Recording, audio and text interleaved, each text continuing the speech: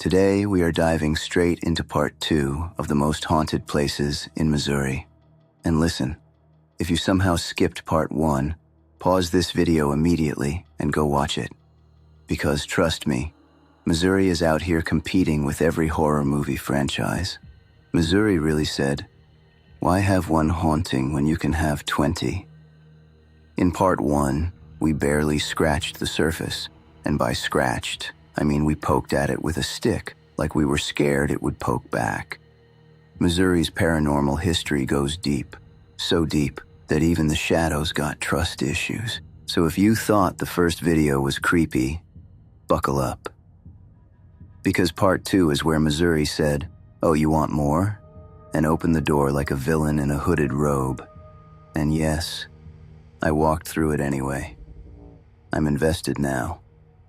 Today, we're going to talk about the locations so haunted that even the ghosts are like, hey, maybe we doing too much. The kind of places where your phone battery drops from 80% to 2% for no reason, and the only explanation is a ghost trying to FaceTime their cousin. So turn your lights down low, grab a snack, grab a blanket, grab your emotional support water bottle, whatever you need. Because the spirits in Missouri does not believe in letting folks relax. All right, let's get into it. Part 2 of the most haunted places in Missouri. And remember, if something moves behind you while you're watching this, pray.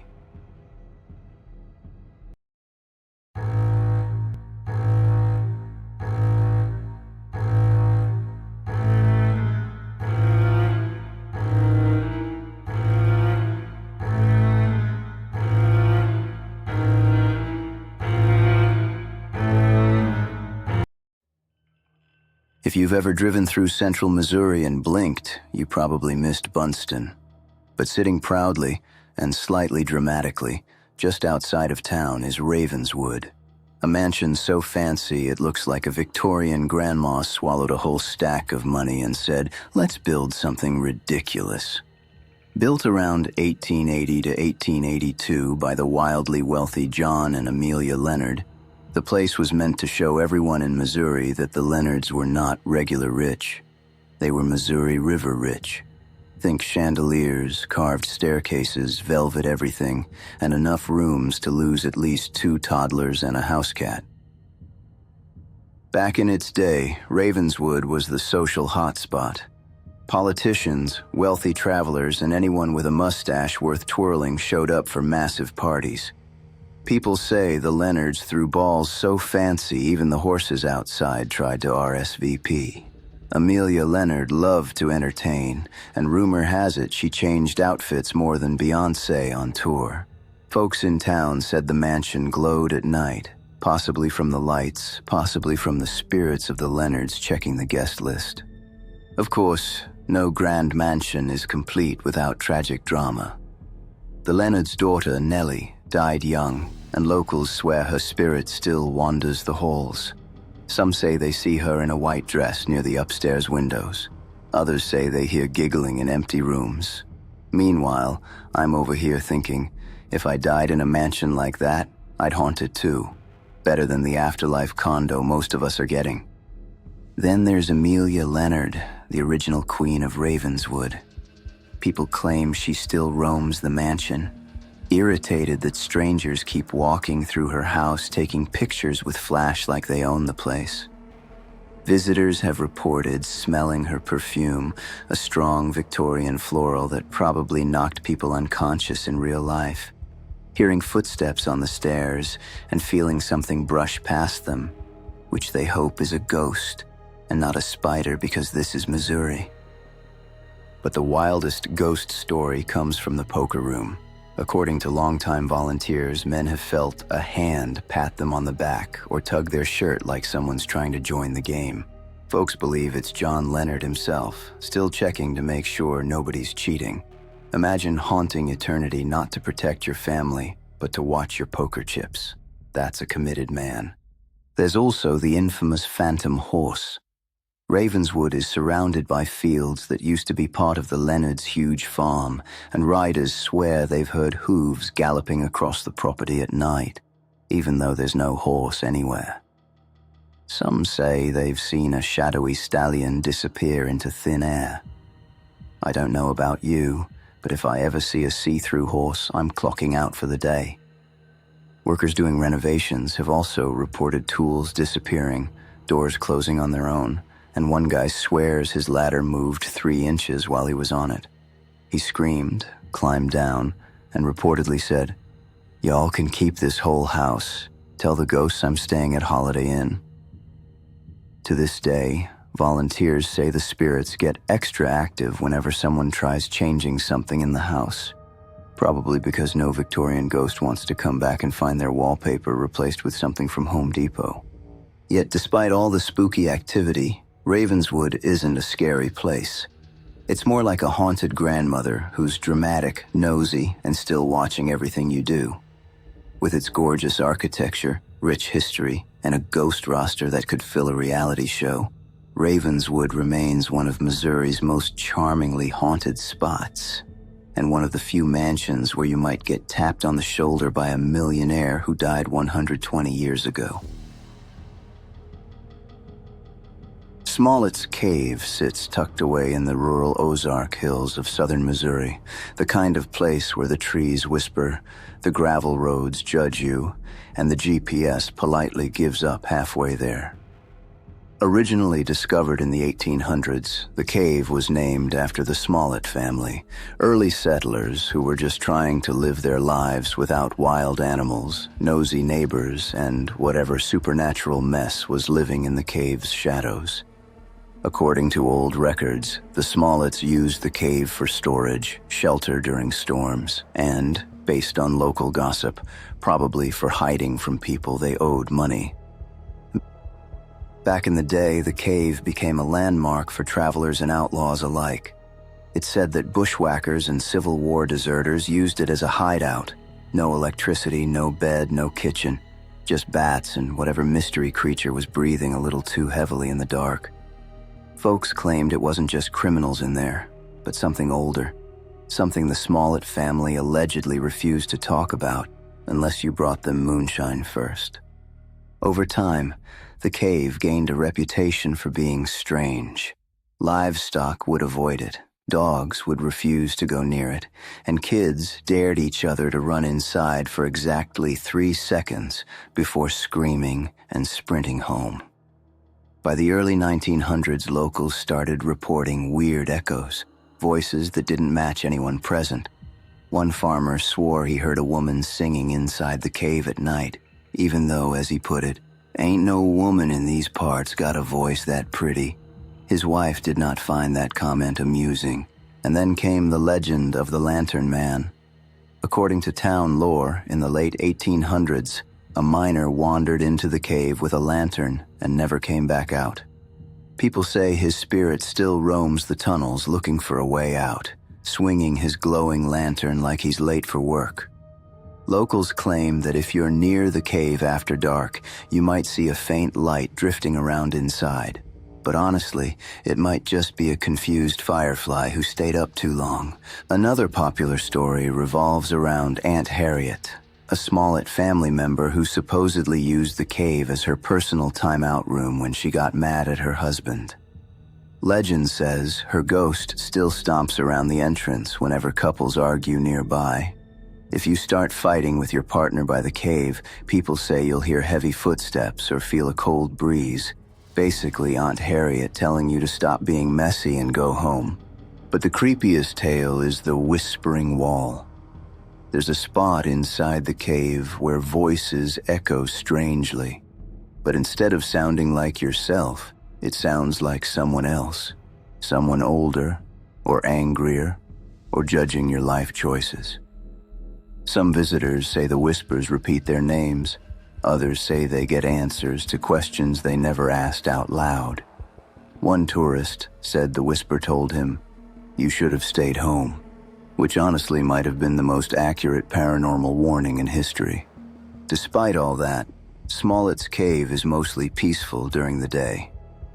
Unless you're unlucky. Hikers have claimed to see shadowy figures slipping between the rock formations. and one woman swore she saw a full-bodied apparition wearing old farmer clothing. She described him as transparent, tired, and disappointed. So basically like the average dad after mowing the lawn. Today, the cave is still a local curiosity, a little spooky, a little mysterious, and absolutely perfect for people like us who love haunted history. Whether it's the Lantern Man still wandering around, Aunt Harriet patrolling the entrance, or those whispers that sound like someone giving shade from the afterlife, Smollett's Cave continues to be one of Missouri's small but mighty ghost story hotspots. Just remember, if you visit, don't go alone. And if you hear someone whisper your name, don't whisper back. They already know you're there. If you ever visit Jefferson City, the governor's mansion looks like the kind of place where everyone drinks tea with their pinky up. Nobody uses the good carpet, and all the ghosts ask permission before haunting you. But don't let that fancy exterior fool you. This mansion has seen more drama than a Thanksgiving dinner at your auntie's house. Built in 1871, it's one of the oldest continuously lived-in governor's mansions in the U.S., which also means it's had plenty of time to marinate in supernatural foolishness. People say the first spirit lingering in the mansion is Carrie Crittenden, daughter of Governor Thomas Crittenden. She passed away in the house in 1874, and rumor has it she still wanders around like a kid who refuses to leave Chuck E. Cheese when it's closing time. Staff have reported hearing tiny footsteps, childish giggling, and once, a door that kept opening and closing like she was playing peekaboo with the living. Imagine being a governor trying to look important on a phone call while a ghost child is flicking the lights like a bored toddler. Absolutely chaotic. Then you've got the spirit of Mammy, the former enslaved nursemaid who took care of the Crittenden children. Folks swear she's still on duty, refusing to clock out after 150 years. Visitors have felt someone gently tuck them in during mansion tours, which, awkward. And others have smelled lavender perfume suddenly appearing in rooms where nobody should be smelling like anything except old furniture and dust. Mammy is basically the supernatural version of that grandma who still wipes crumbs off your face in public.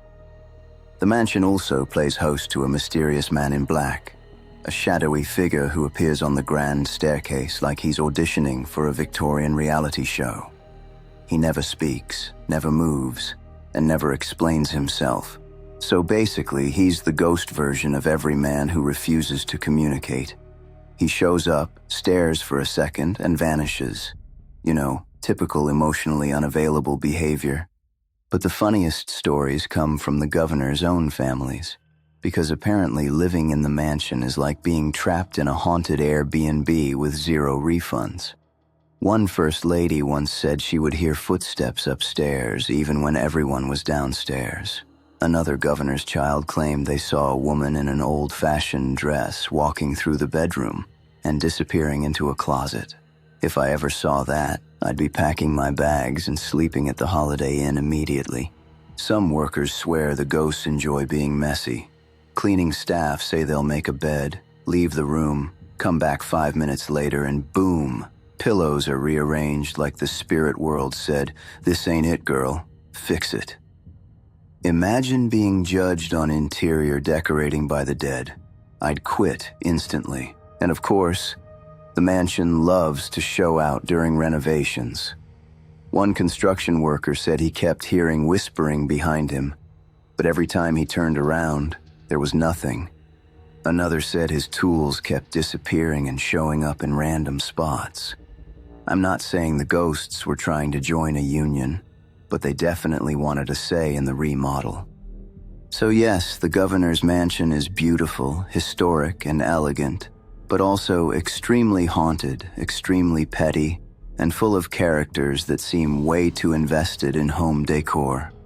If you ever visit, keep an eye out for giggles, footsteps, disembodied fashion critics, and someone softly tucking you in when you very much did not request bedtime service. Honestly, It might be the fanciest haunted house in Missouri.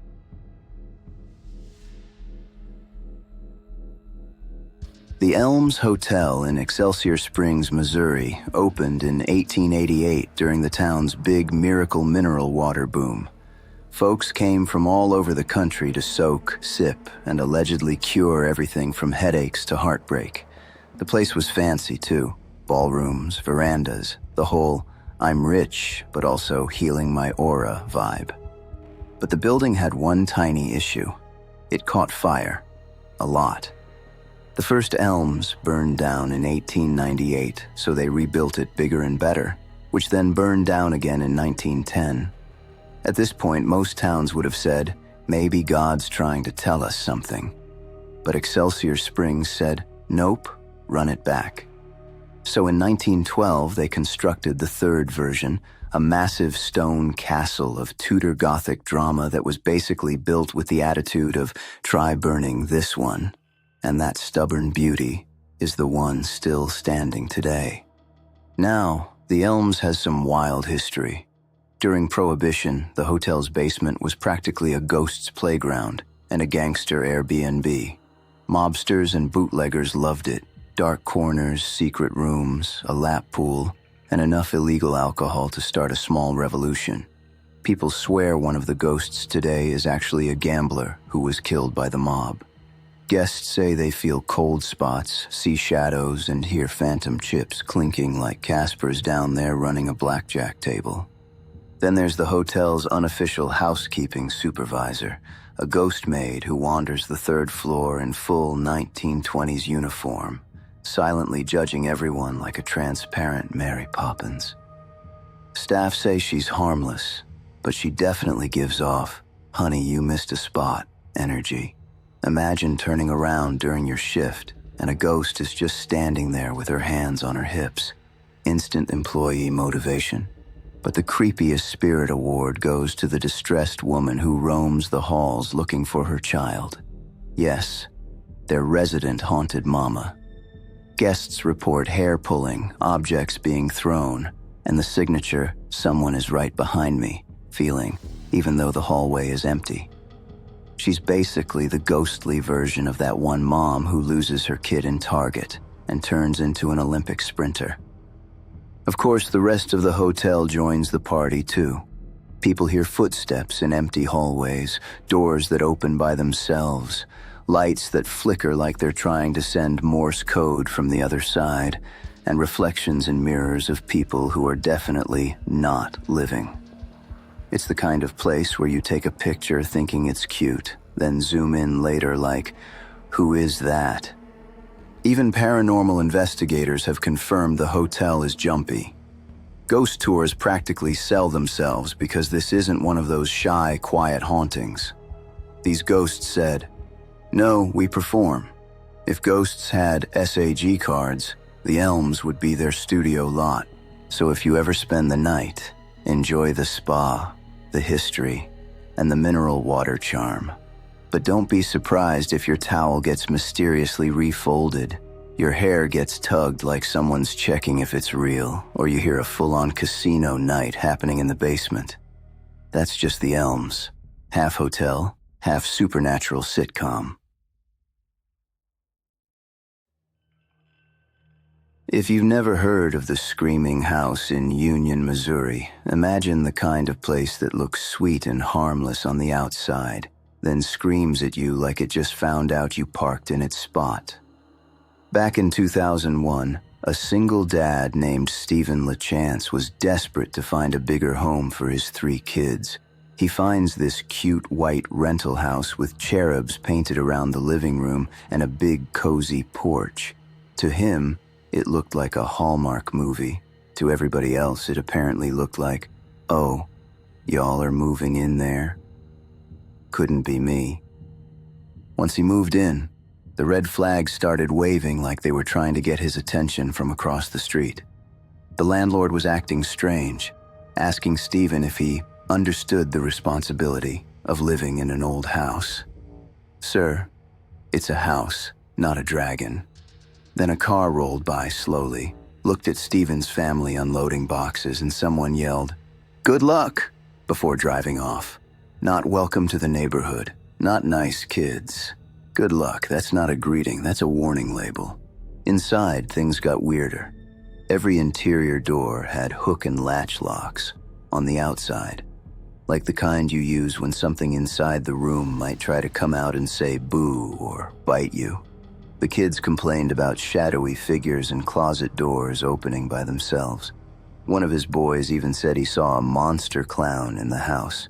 And listen, if there's something worse than a ghost, it's a ghost with a circus degree. Then Stephen found the shed out back filled with old personal items, clothes, pictures, boxes, left by previous tenants who apparently packed a suitcase and sprinted into the night without even grabbing their memories. Every time Stephen asked about the house's history, the landlord would pretend she didn't hear him. You know how landlords never know what causes that weird leak in the ceiling? She had that same energy, but with demons.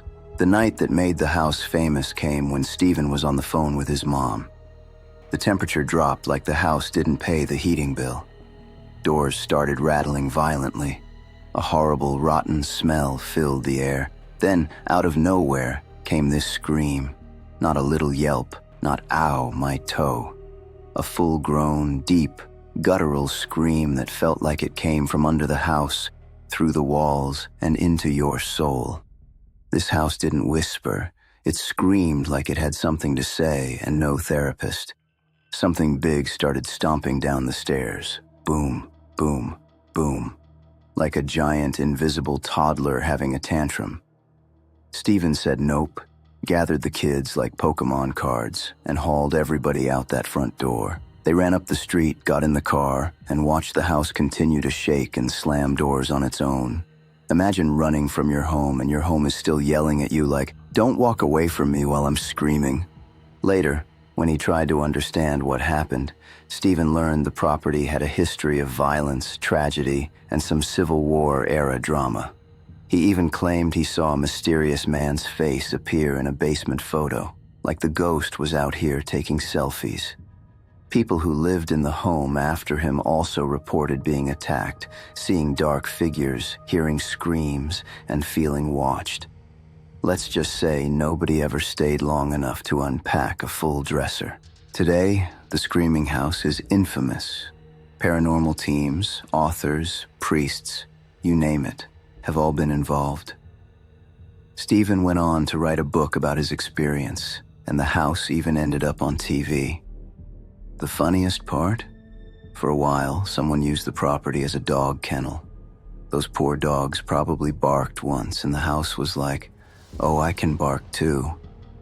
To this day, people say the house still feels wrong. And honestly, any house that starts yelling before the ink dries on the lease deserves its own zip code and a warning sign. If you've never heard of Zombie Road, officially known as Lawler Ford Road, it sits out in Wildwood, Missouri, tucked deep in the woods, like it's hiding a secret it doesn't want to share. The road was originally built in the late 1800s to help people reach the Merrimack River, and for a long time it was just an ordinary dirt road. But somewhere along the way, the trees got quiet, the shadows got bold, and Missouri collectively said, "Yeah, something ain't right out there."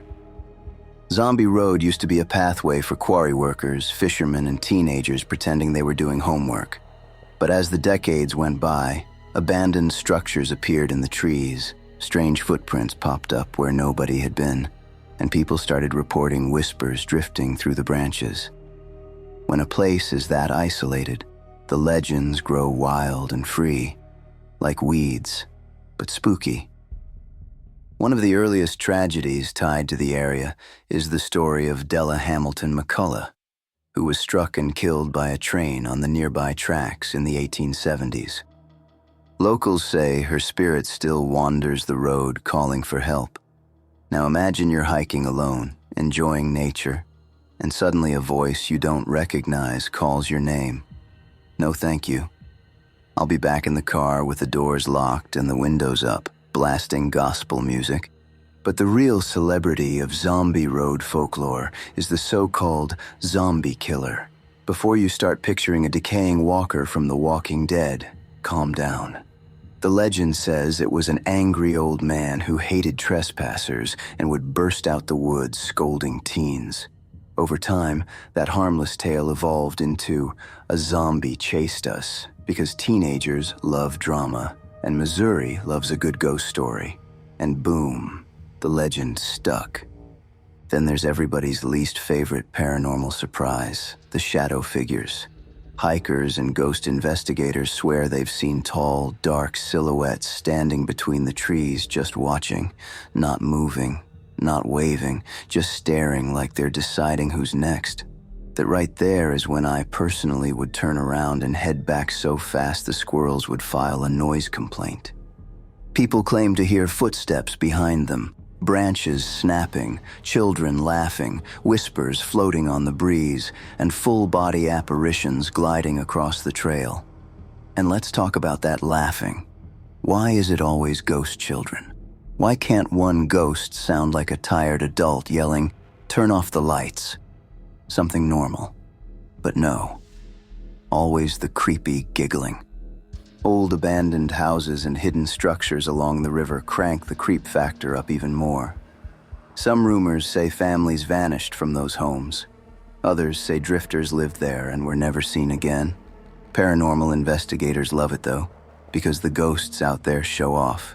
Knocks, taps, glowing orbs, shadows sliding across paths like they're on payroll. Missouri spirits do not miss their cues. Today, the area is officially called Rock Hollow Trail, a peaceful paved path by day. But at night, oh, it remembers who it is.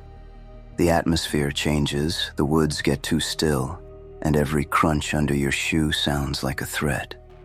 Whether the legends are real or just Missouri folklore with extra seasoning, Zombie Road continues to be one of the creepiest, funniest, most dramatic haunted spots in the state.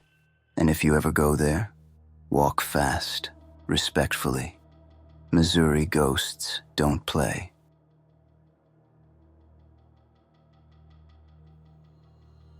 Thespian Hall in Boonville, Missouri has been dramatic since before your great-great-great-granddaddy learned how to comb his hair. Built from 1855 to 1857 by the local Thespian Society, this place started as a fancy community theater where everyone pretended to be Shakespearean even if they still said y'all. It's the oldest operating theater west of the Mississippi, and oh boy, it acts like it.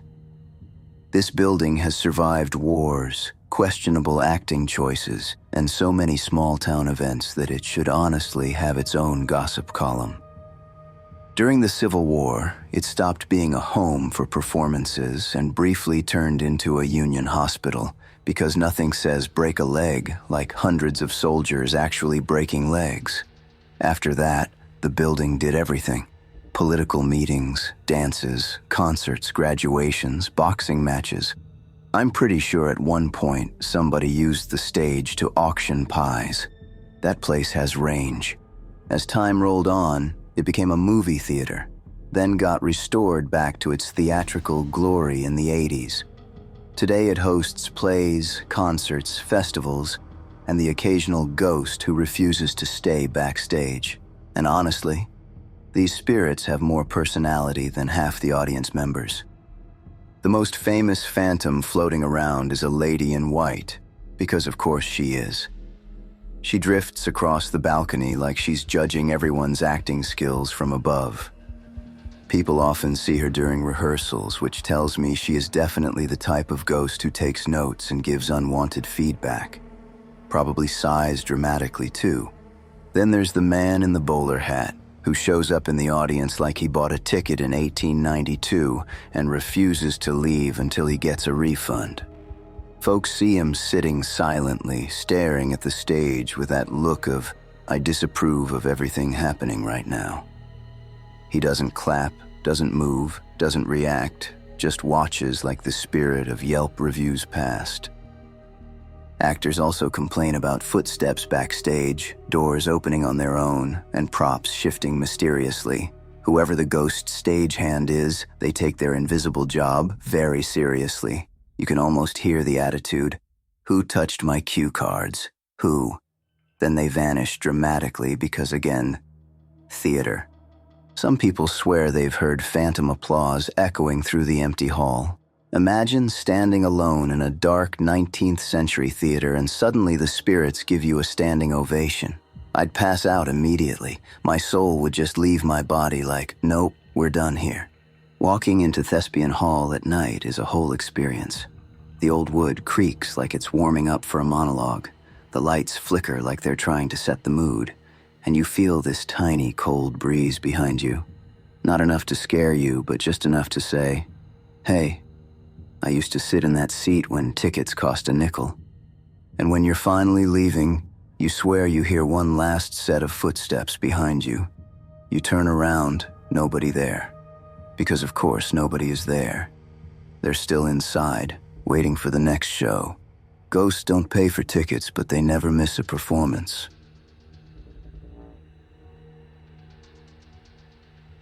All right, buckle up, because Union Station in Kansas City has more drama than a whole Thanksgiving dinner with your loudest relatives. Let's take a little stroll through history, hauntings, and pure Midwest chaos, KC style. Union Station opened in 1914, and baby, she was huge. We're talking marble floors, chandeliers so fancy they look like they judge your outfit, and ceilings so high you could launch a helicopter in there.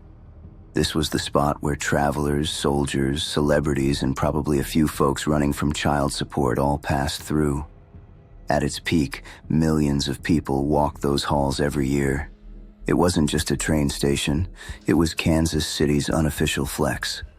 Then came the 1933 Kansas City Massacre, the moment Union Station basically said, oh, you thought this place was peaceful.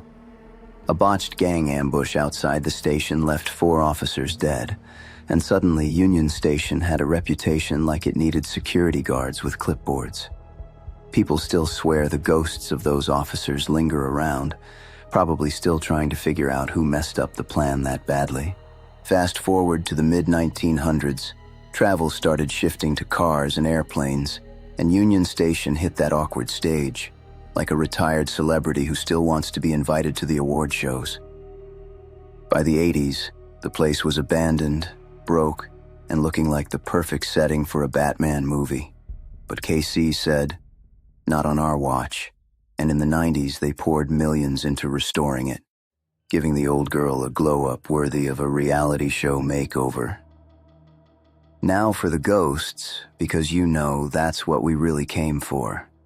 Visitors claim to see shadowy figures strolling across the Grand Hall like they're late for a train that stopped running in 1949. Some say footsteps echo behind them when nobody else is around, and a few even report hearing phantom train whistles, which is wild because if you hear a whistle in a building with no trains, that's your cue to leave immediately. One of the most famous hauntings comes from the basement, and listen, why are basements always evil? People down there report cold spots, strange voices, and an energy that says, you ain't supposed to be down here. Workers have seen a man in an old-fashioned conductor's uniform wandering through the shadows. Sir, if you're still collecting tickets in the afterlife, I hope they're paying you overtime. But wait, there's also the lady in red, a spirit said to float near the old waiting areas. The story goes she was supposed to meet a lover at the station, but he never showed. So now Sis is wandering around forever, mad, confused, and probably ready to fight. Honestly, if I got stood up in 1917, I'd haunt the building too. And of course, people swear objects move on their own. Lights flicker, doors open, and one night a janitor claimed the mop bucket rolled across the room like it had somewhere to be. If my cleaning supplies start acting independent, I'm clocking out. No questions asked. Today, Union Station is restored, beautiful and fully alive. Well, mostly alive. It's a science center, a museum, an event venue, and the unofficial workplace of about 6 different ghosts who still refuse to retire. But hey, that's Kansas City for you. Good barbecue, good people, and historic buildings that absolutely have more spirits than the liquor store. Now, normally, this is the part where I wrap things up, crack a couple of my trademark cheesy jokes, and tell y'all I had a wonderful stay here in Missouri. But not today, because I've got a bonus story for you. That's right, we're not done. We're diving into one of Missouri's most chilling mysteries, Hannibal's Lost Boys. So sit back, relax, turn the lights down low, and let's get into it. In the spring of 1967, 3 boys in Hannibal, Missouri, brothers Joey and Billy Hogue and their friend Craig Dowell, were known around town as energetic adventurers. Joey, 13, was a curious kid with a scientist's mind. He fancied himself a future astronaut, while his 11-year-old brother Billy was the eager tag-along with a freckled grin. Craig, 14, was the oldest and a bit more cautious, but no less drawn to mischief with his 2 pals. These boys spent their free time exploring the woods, hills, and cave openings around their Mississippi River hometown, living out the kind of escapades you'd expect from Mark Twain's famous characters. If there was a patch of woods to investigate or a hole in the ground to crawl into, chances are this trio had poked around in it. They were all American kids in a tight-knit community, bold and free-range in the way children could be back then, and their adventurous spirit. That spring, a new fascination caught the boys' attention. A cave recently exposed by construction on Highway 79.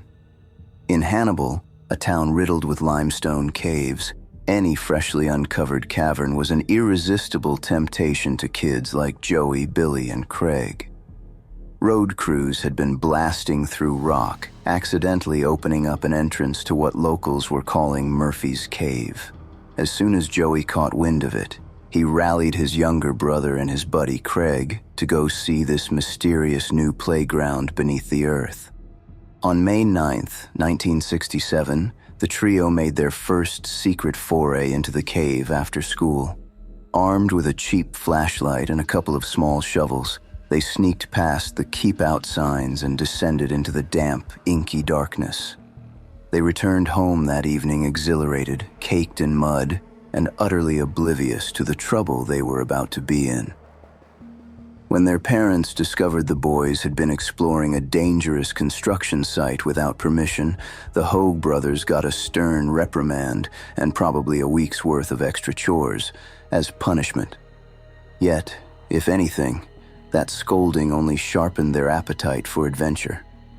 The boys exchanged excited whispers and made plans to revisit the cave the very next day, confident that a few angry words from Mom and Dad weren't going to stand between them and the thrill of the unknown. On the afternoon of May 10th, 1967, the boys put their plan into action. It was a Wednesday, just after school let out, and with their parents away at work and their opportunity ripe, Joey, Billy, and Craig slipped out of the Hogue family yard. They carried with them the tools of a junior explorer's trade, a flashlight to cut the cave's perpetual midnight, and a couple of shovels to pry open any new passages or buried treasure they might find. Determined and a little giddy, they headed toward Murphy's Cave once more, undeterred by the previous night's lecture. Sometime around 5 p.m., a school teacher driving by spotted the 3 boys on a wooded hillside near the construction zone. The kids were seen watching the bulldozers and work crews from afar, as if timing their moment to slip underground. That brief sighting would be the last time anyone ever saw Joey, Billy, and Craig. Sometime after, as the boys presumably crept into Murphy's Cave, fate struck. The highway crew was still blasting through rock that day, and one of those dynamite charges caused part of the cave to collapse. When dusk arrived and the streetlights flickered on, the 3 boys had not returned home. Supper time came and went, with no sign of them. By nightfall, anxious parents were calling neighbors and scouring the usual haunts, schoolyards, tree houses, and creek banks, with a mounting sense of dread. It quickly became clear that the adventurous trio hadn't just lost track of time, they were truly missing. In a matter of hours, what began as another carefree outing had transformed into every parent's nightmare. The search that ensued was nothing short of epic. As word spread that 3 local boys had vanished, the community sprang into action with extraordinary urgency. Police and firefighters were alerted and soon joined by an army of volunteers. Practically anyone in town with a strong back or a lantern showed up to help. Hannibal's extensive network of caves became the focus of the largest manhunt the region had ever seen. Expert cavers and spelunkers from across the country flocked to Hannibal upon hearing the news. Even the U.S. Air Force lent support by flying in a cave rescue specialist to assist the effort. For the next 18 days straight, and indeed for weeks beyond that in some form, search teams scoured every tunnel, crevice, and subterranean passage they could find. They crawled on hands and knees through narrow limestone corridors, waded through underground streams, and probed flooded shafts, all by the feeble glow of flashlights and headlamps. Murphy's Cave itself was an intimidating maze, miles of passages with countless dead ends and squeezes too small for adults. So the rescuers also fanned out to check any adjoining caves or old mine shafts that the boys might have wandered into. Whenever a tight passage was too dangerous or filled with debris, heavy machinery was brought in above ground. Backhoes and steam shovels tore into hillsides and pried open new holes, trying to find any hidden chamber that might conceal the children. The search dominated national news headlines for a time, and people around the country followed the story with hopeful prayers and bated breath. In Hannibal, businesses donated food and supplies to keep the hundreds of volunteers going around the clock. The scene was both heartening and grim. Heartening because of the sheer number of people willing to drop everything to help, and grim because as each day passed with no result, the chances of a happy outcome grew slim. By the end of that massive cave search, every known passage in the area had been examined 3, 4, even 5 times, and yet not a single clue turned up. It was as if the earth had swallowed those 3 boys whole without leaving so much as a footprint behind. As the days of searching stretched on, the atmosphere in Hannibal turned from hopeful to somber. This was a town that normally thrived on riverboat charm and Mark Twain tourism, but now it found itself at the center of a distressing mystery. The community's response was one of unity, but also deep anxiety. Parents who once allowed their kids to roam the bluffs and riverfront until dark suddenly kept them on very short leashes. One local father later remarked that after the boys disappeared, he wasn't even permitted to play outside alone for months, a telling sign of how rattled everyone was. Each evening, residents gathered on porches and in church halls, sharing the latest news or rumors, clinging to any shard of optimism. The Hogue family's tavern on Main Street, usually a lively spot for laughs and hometown gossip, became a hub for coordination and comfort. Neighbors would stop in to drop off food for the searchers or simply to offer a hug and a few tears to the distraught families. Candlelight vigils were held, and the whole town, it seemed, was either out physically combing the caves or at home hugging their children a little tighter. The normally easygoing mood of Hannibal was replaced by a pall of worry and collective grief. Still, there was a dogged determination in the air, an unspoken agreement that the community would not rest until the boys were found, one way or another. When ultimately no trace was found, that determination slowly gave way to resignation and sorrow. In a town famed for celebrating the joys of boyhood adventure, the loss of these 3 adventurers cast a long, melancholic shadow. In the absence of concrete answers, theories and legends about the boys' fate began to take on a life of their own. Almost everyone in Hannibal had an opinion, and some were more grim than others. The leading theory then and now was that Joey, Billy, and Craig were victims of a cave-in, that somewhere in a hidden tunnel, a ceiling of rock collapsed and sealed them in a tomb deep below the Missouri hills. It was a heartbreaking mental image, but it fit what little evidence there was: the timing of the highway blast, the lack of any sign above ground, the idea that the cave simply refused to give the boys back. Many locals accepted this as the most likely story, as awful as it was, and in the years afterward, you'd hear people say with heavy certainty, "They're in the cave." They never came out. But other ideas bubbled up too, especially as the initial shock faded and frustration set in. Some wondered if perhaps the boys had managed to exit the cave through a back way, only to encounter trouble elsewhere. Could they have fallen into the Mississippi River, gotten lost in the woods? A few optimists even floated the idea that the trio might have run away intentionally, spurred by a youthful whim to see the world beyond Hannibal. After all, Tom Sawyer and Huck Finn had dreamed of river adventures. Maybe these modern boys decided to create their own. That hopeful theory didn't hold water for long, as no sightings or clues ever supported the notion that the boys were alive and wandering. As the mystery lingered into the decades, darker theories gained traction in whispers and speculative news articles. One of the more chilling suggestions was that an opportunistic predator might have been lurking around town that day. In fact, years later, some would speculate about a connection to a then unknown serial killer, John Wayne Gacy, who in 1967 was a young man frequently driving through Missouri. There's no hard evidence linking Gacy or any other stranger to the case, but the mere thought that the boys could have been abducted above ground added a sinister twist to the town's anxieties. Others pointed fingers at the construction project itself, proposing that perhaps an accident occurred at the site, like the boys stumbling into machinery or a pit, and was hushed up to avoid liability. This idea of a cover-up, allegedly even believed by the Hogue boys' mother at one point, remained an unproven theory, but demonstrated how desperate people were to explain the unexplainable. Each theory, entombment, drowning, runaway, abduction, cover-up, was debated, dissected, and argued over coffee at the diner or in letters to the local paper. Yet, none of them could be confirmed.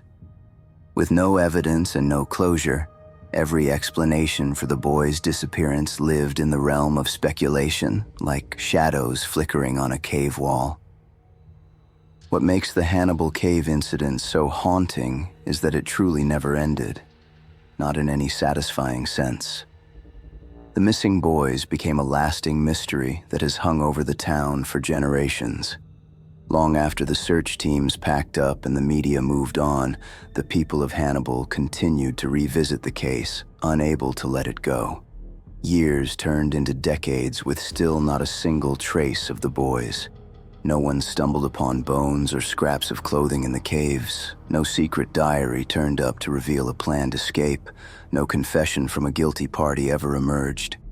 It's as if time froze on that day in 1967, leaving a part of Hannibal's story perpetually unresolved. There have been moments of renewed hope. Every so often, someone would propose a new angle or lead.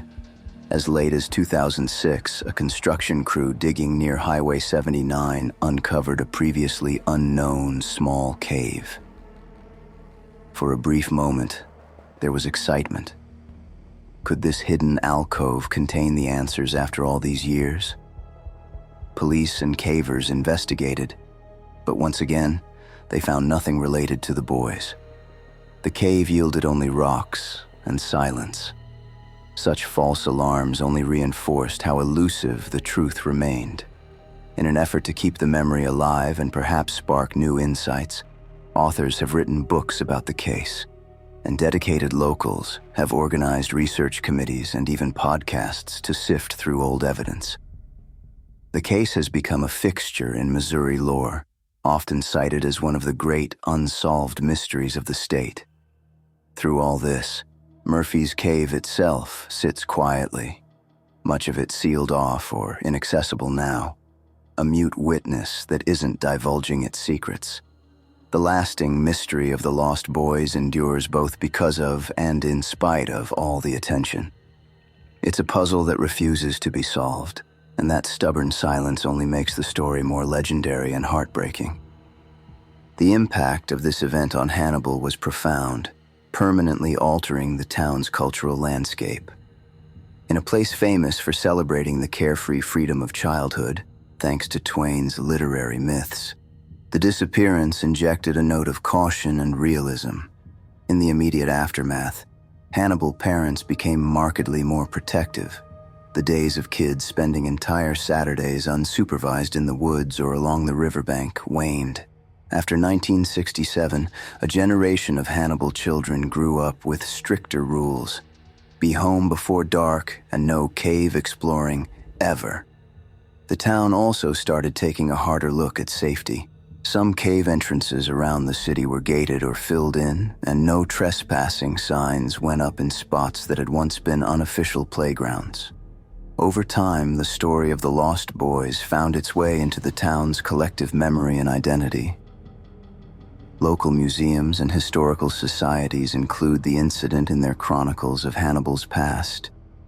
During guided tours of the more famous Mark Twain cave nearby, guides sometimes mention the tragedy in contrast to the fictional cave adventure in Tom Sawyer, subtly reminding visitors that real life can be much darker than fiction. The case also attracted a different kind of tourist to Hannibal, not just Mark Twain enthusiasts, but true crime buffs and curious travelers drawn by the mystique of an unsolved mystery. For years, reporters would descend on the town every decade or so to do an update story, and each time they did, Hannibal's residents would reopen the discussion, sharing recollections and new rumors as if no time had passed. In these ways, the disappearance of Joey, Billy, and Craig became woven into the fabric of the town. It changed Hannibal from simply the boyhood home of Mark Twain to something more complex. A community that had witnessed a tragic puzzle and lived with its consequences. Hannibal, with all its charm and Rivertown innocence, learned that not all adventures lead to a happy ending, and that lesson influenced how the town raised its children and told its stories for decades to come. Naturally, a mystery of this magnitude developed a life in folklore, especially one involving children and a spooky cave. As the years went by, some residents began to speak of Murphy's Cave in hushed, eerie tones. It wasn't long before ghost stories sprouted up around the Lost Boys. Neighborhood kids trading stories at sleepovers would insist that on certain nights, if you stood near the old cave entrance, you could hear phantom echoes of boys playing or faint cries for help emanating from the depths. Tales were told of 3 ghostly figures wandering the cave tunnels with a dim lantern, eternally searching for the way out. Such stories ranged from sincerely hair-raising to outright fanciful, but they all served to keep the memory of the boys alive in an unusual way. Local legend even claims that the spirit of one of the boys occasionally appears at the mouth of the cave, only to vanish if anyone comes too close. A haunting image that has surely discouraged more than a few would-be explorers. Over time, the cave earned a reputation as haunted, and this became part of Hannibal's paranormal lore. By the 1980s and 90s, ghost tour guides in town would include the Lost Boys' tale on their evening rounds, recounting the tragedy with a dramatic flourish as they led tourists by lantern light to the area of Murphy's Cave. These ghostly legends, while certainly embellished for effect, underscore the lasting impression the disappearance left on the community's psyche. It's as if Hannibal, not satisfied with the mundane tragedy of not knowing, subconsciously conjured up a supernatural narrative to give the story an almost mythic dimension. Of course, behind the ghost stories lies a very real sadness, but the fact that people still talk about sightings and spirits shows just how deeply the events of 1967 resonated. In a sense, the Lost Boys do live on in Hannibal, if not in body, then in spirit. immortalized by both historical memory and the eerie lore that has grown up around them. Even after all this time, the story of the lost boys of Hannibal endures, passed down and remembered for its poignancy and its mystery. Part of why it remains so compelling is that it feels like a cautionary tale wrapped in an adventure story. It has the elements of a classic novel: innocent youths, an alluring cave, a sudden disappearance, and an unresolved ending. Except this was no fable, and that reality gives it a lasting emotional punch. The tale speaks to our fascination with the unknown and the what-ifs that keep us awake at night. In Hannibal, the boys are not forgotten. A simple memorial stone engraved with their names stands near the caves, ensuring that anyone who strolls by will know that 3 children once went exploring and never came back. Their classmates, siblings, and neighbors grew up and grew old, but still tell younger generations about Joey, Billy, and Craig, cementing the trio's place in local history. The case has inspired books, podcasts, and documentaries, each trying to shine a light into the darkness that swallowed the boys, and each inevitably concluding with more questions than answers. Yet every retelling, whether spoken with the dry wit of a storyteller trying to lighten the mood or the hushed reverence of a memorial tribute, keeps the memory of the boys alive. Today, more than half a century later, Hannibal's caves still hold their secret, and the lost boys of Hannibal have become timeless in a way they never could have imagined. Their story endures because it must. Because, until the day someone definitively solves the riddle of what happened in Murphy's Cave, the imagination will always return to that image of 3 adventurous kids venturing into the underground twilight, full of hope and curiosity, and the somber echo of a town left waiting for boys who never returned.